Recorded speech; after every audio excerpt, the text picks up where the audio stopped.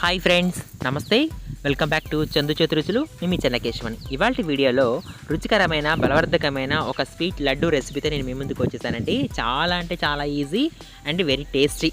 దీనికోసం ఒక కప్పు బెల్లం తీసుకోవాలండి. ఒక కప్పు బెల్లంకి 2 కప్పుల పుట్నాల పప్పు తీసుకోవాలి.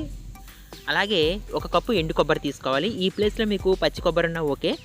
ఓ 10-15 బాదం పలుకులు, అలాగే ఒక గుప్పెడు జీడిపప్పు పలుకులు, అలాగే మంచి ఫ్లేవర్ కోసం ఇలాచి.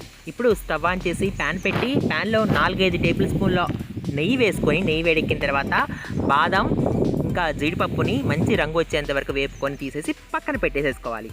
ఇప్పుడు అదే ప్యాన్లో ఎండు కొబ్బరిని కూడా మంచి బంగారు రంగు వచ్చేంత వరకు కూడా వేపుకోవాలండి. మీరు తీసుకున్న పచ్చి కొబ్బరి అయితే అది కూడా నెత్తిలో వేపుకోవాల్సిందే, మంచి రంగు వచ్చేంత వరకు. ఇలా రంగు వచ్చిన తర్వాత వేరొక ప్లేట్లో తీసేసి మనం ముందుగా వేయించి పెట్టుకున్న డ్రై ఫ్రూట్స్ని, కొబ్బరిని ఫైన్ పౌడర్లా చేసేసి పక్కన పెట్టేసుకోవాలండి. ఇప్పుడు అదే ప్యాన్లో ఒక 2 టేబుల్ స్పూన్లు నెయ్యి వేసుకొని, నెయ్యి వేడెక్కిన తర్వాత మనం తీసుకున్న 2 కప్పుల పుట్నాల పప్పును కూడా మంచి బంగారు రంగు వచ్చేంత వరకు వేపేసుకొని, చల్లారిన తర్వాత దీన్ని కూడా మంచి కోర్స్లా గ్రైండ్ చేసుకోవాలండి, కొంచెం బరకగా. ఇప్పుడు కొబ్బరి పిండి అలాగే ఈ పుట్నాల పిండి కలిపేసేసి పక్కన పెట్టేసుకుందాం.